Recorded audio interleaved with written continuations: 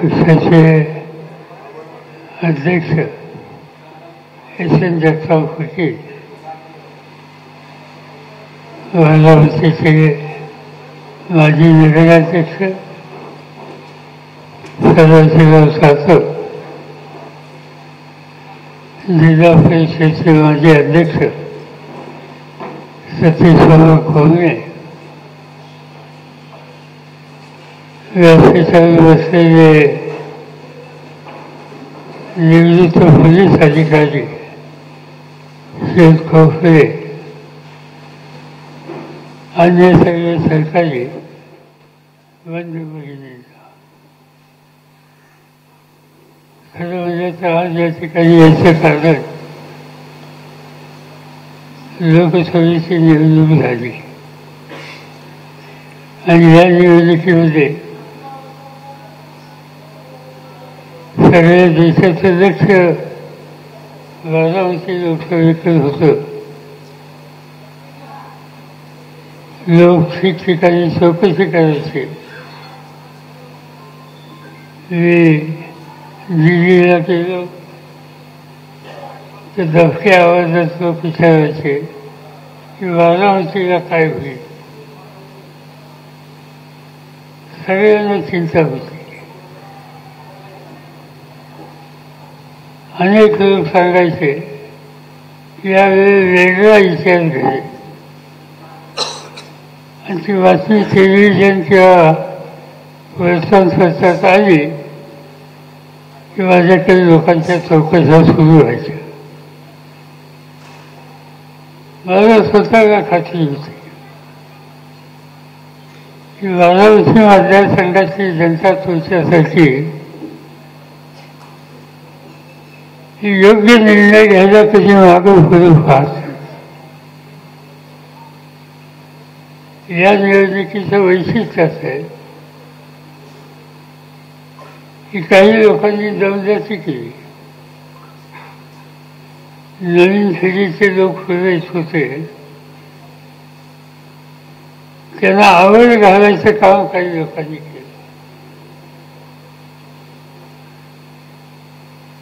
निवडणुकीच्या प्रचाराला गावात गेल्याच्या नंतर गावाचे पुजारी होते, त्यांचा काही फटका लागला नाही. कुठं काय झाली माहिती नाही. सगळी नवी पिढी आली आणि तिने ताबा घेतला. पदावर जे बसले सगळे त्यांचा काही फटका लागत नव्हता. मालेगाव कारखाना असेल, सोमेश्वर कारखान्याचे संचालक असतील, जिल्हा बँक असो, पंचायत समिती असो, या बारामतीच्या दूध संघ असो, या संस्थेमध्ये जे जे काम करतात त्याचे बहुसंख्य लोक या निवडणुकीत दिसत असतात. काय भानगड होते मला माहिती.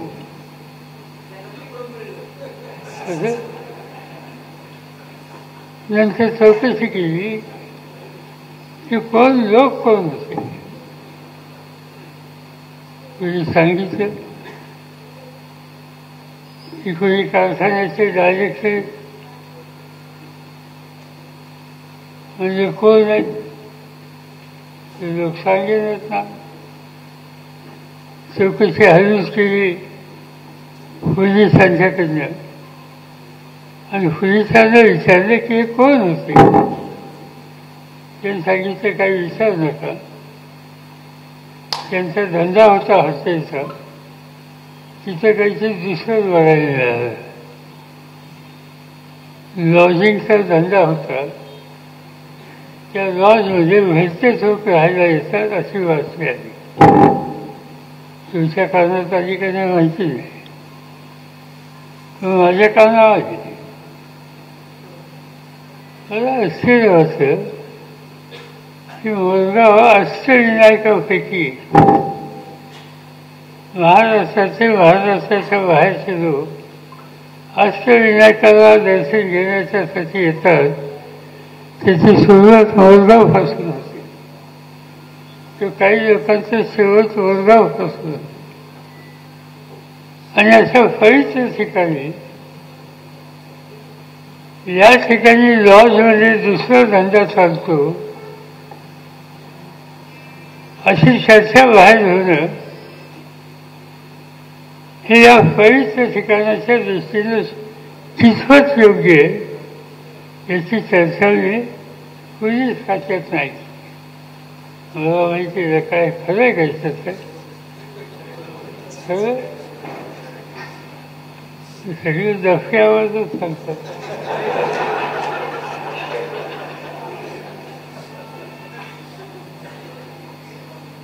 आणि आता हीच मंडळी कालच्या निवडणुकीमध्ये वेगवेगळ्या कामात होती. निवडणुकीचं काम केलं कुणी सगळ्या देशामध्ये महाराष्ट्रामध्ये मी बघतोय की यावेळची निवडणूक ही सामान्य लोकांनी तरुण पिढीने कष्टकऱ्यांनी हाताळली.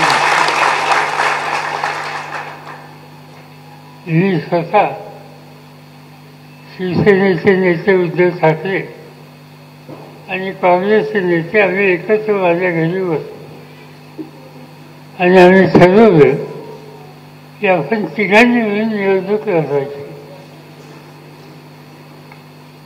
दुसऱ्या बाजूला देशाचे प्रधानमंत्री मोदी साहेब आणि मोदी साहेबांनी महाराष्ट्रामध्ये 18 दौरे केले, 18 ठिकाणी सभा केल्या.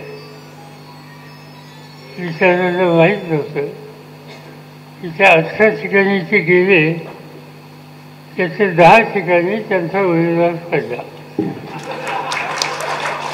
आणि म्हणून परवा मी सांगितलं उद्या दिल्लीला जाईन त्यावेळी भेटून सांगेन की मोदी साहेब तुम्ही जिथे जिथे गेला त्याचे 50% 60% लोक पराभूत होतात. उद्या आता महाराष्ट्राच्या विधानसभेची निवडणूक होणार आहे, तुम्ही जास्त इथे या म्हणजे काय असेल ते आम्हाला बघायला मिळेल. निवडणुकीमध्ये दहशत कधी असता कामा नये, कारण ही लोकशाहीची लढाई आहे. लोकशाहीमध्ये शेवटच्या माणसाचा मताचा अधिकार हा निर्णय घेतो. म्हणजे प्रधानमंत्री असो आणखीन कोणी असो, प्रधानमंत्री मोदी साहेब ते महाराष्ट्रात आले आणि ठिकठिकाणी सांगितलं मेरी गॅरंटी. तुम्ही ऐकलं होतं का? मोदींची गॅरंटी नावाने काही चाललं नाही. ती गॅरंटी काही कामाला आली नाही आणि त्याचा परिणाम कुणी किती दमदाटी दिली, कुणी किती गॅरंटी दिली, मोठ्या मोठ्या सत्तेच्या ठिकाणी बसणारे लोक पुन्हा पुन्हा महाराष्ट्रात आले तर 48 खासदारकीच्या जागा महाराष्ट्रामध्ये होत्या, त्याच्या 30 जागा आम्ही लोकांनी जिंकल्या. राष्ट्रवादीच्या वतीनं मी तर 10 जागा उभ्या केल्या. किती आणि आले किती बघा, तुमचे फास आहे. आणि माणसं कशी साधी माणसं. नगरला जाऊन चौकशी करा कोण आले. काही कारखानदार होते, साखर कारखान्याचे डायरेक्टर होते, धनवान होते, फाटका माणूस तर लोकांच्यासाठी काम करणारा. कोरोनाचं संकट आलं, कोरोनाचं संकट आलं, त्यांचा तालुका फाळणे 16,000 लोकांची व्यवस्था केली. हा ग्रस्त 1 वर्षभर घरी गेला नाही.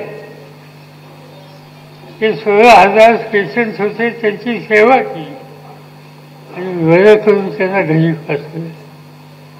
हा साधा माणूस आम्ही उभा केला नगरच्या जनतेने त्याला विजय केला.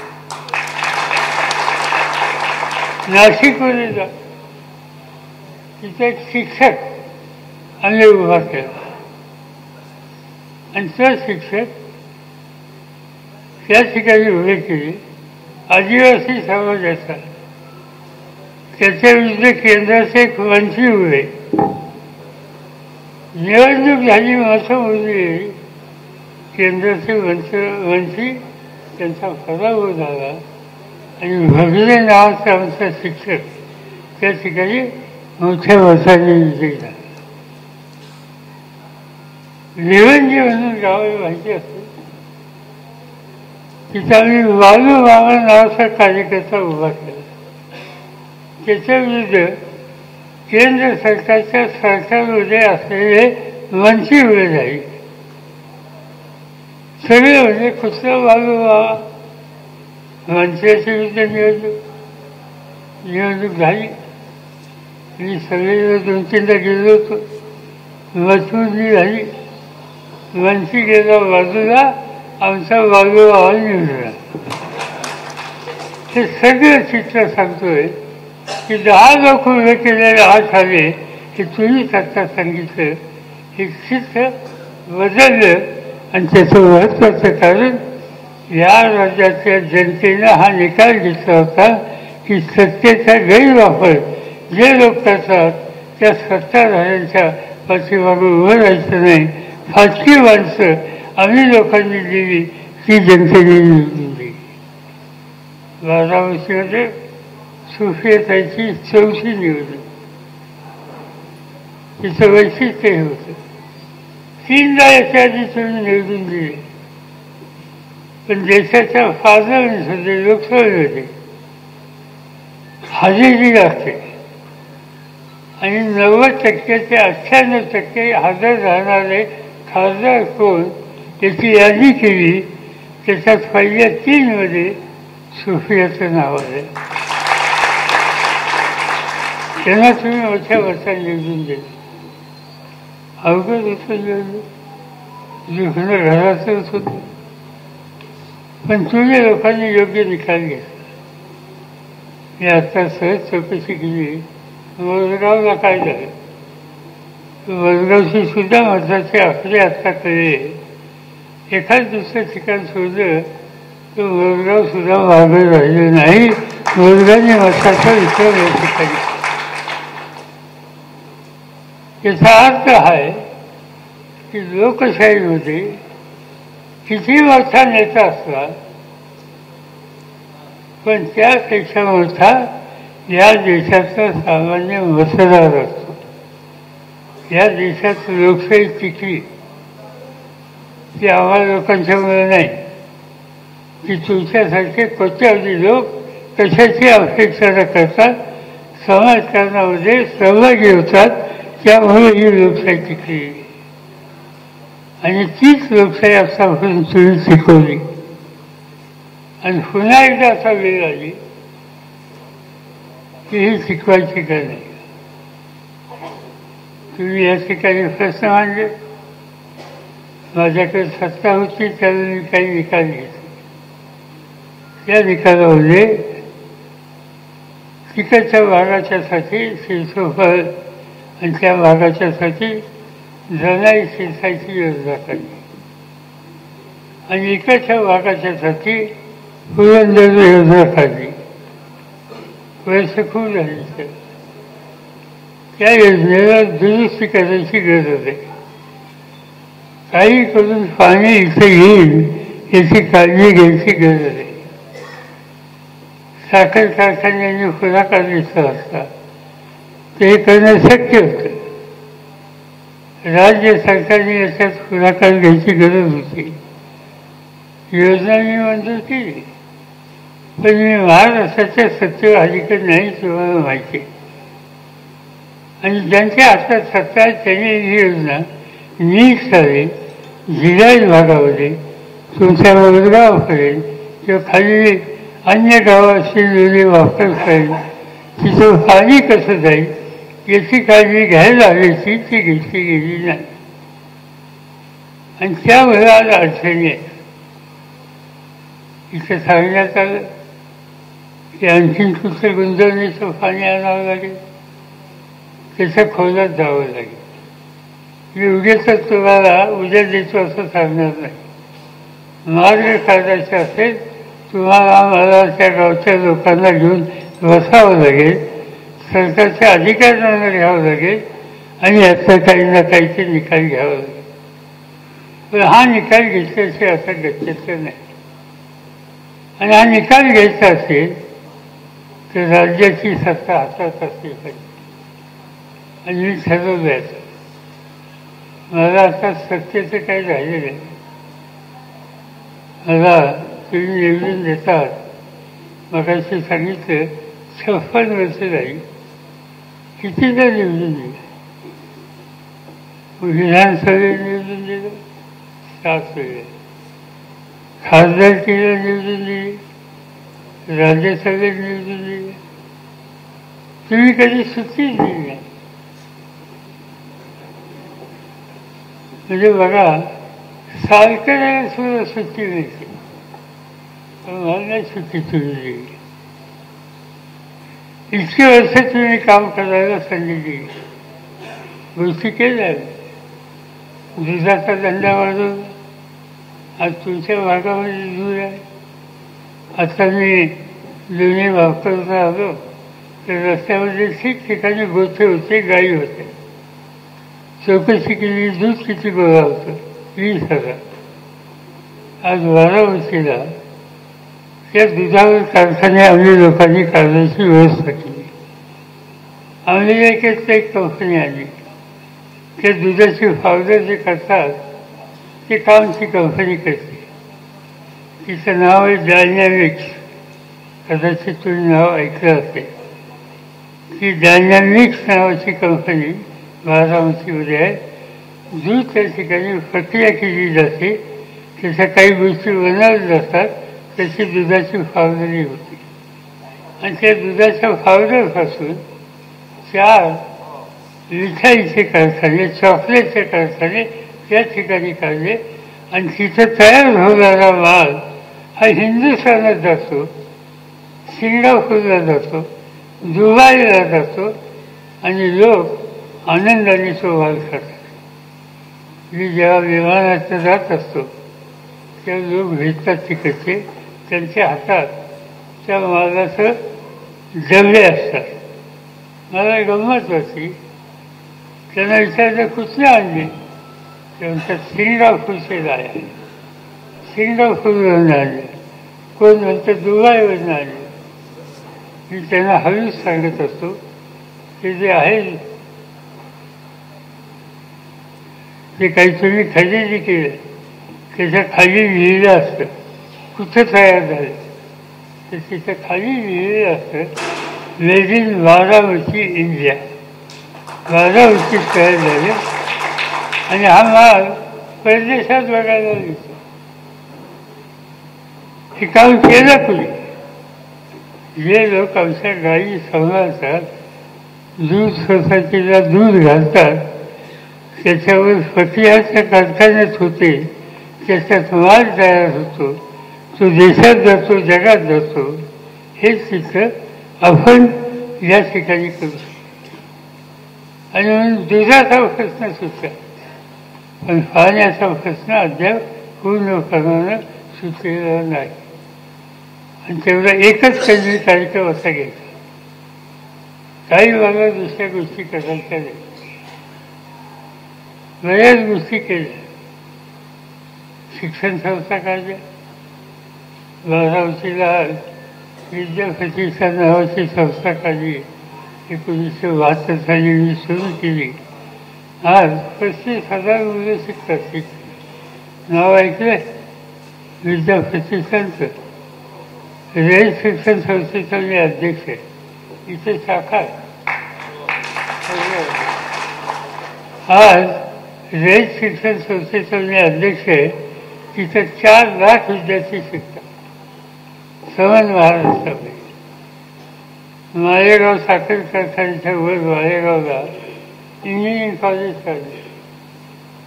आत्ता मला जी काही पत्र दिली त्याची 2-4 मुलांची पत्र आहेत की त्या कॉलेजला आम्हाला जायचं होतं. विद्यापती त्यांच्या इंजिनिअरिंग कॉलेजला जायचं होतं. तुम्ही सोमेश्वर कारखान्यावर जा, रस्त्याला तिथे कॉलेज काढलेलं आहे, त्याचं नाव वाचा. माझं नाव तुम्हाला त्या ठिकाणी बघायला आहे. सोमेश्वर कारखान्यावर शिक्षणाची सोय केली. म्हणजे एका बाजूने शेती अडचणीत आहे, पण कमीत कमी आमची पुढची पिढी शिक्षित झाली पाहिजे, जगात कुठे गेली पाहिजे आणि यशस्वी झाली पाहिजे, घर चालवायला उपयोगी पडली पाहिजे. आणि शिक्षण, नोकरी या सगळ्या गोष्टीत लक्ष घालायचे. आणि ते करायचं असेल तर राज्य सरकार आपल्या हातात असलं पाहिजे. आणि मी ठरवले की तुमची मदत मिळणार याची मला खात्री आहे. मी इथं न येता तुम्ही लोकांनी कष्ट केले आणि सुफियाला मतं दिली, त्यांना निवडून दिली. तेव्हा मी काय आलो नव्हतं सांगायला. तुम्ही कष्ट केले सगळे. आता मी सांगायला आलो.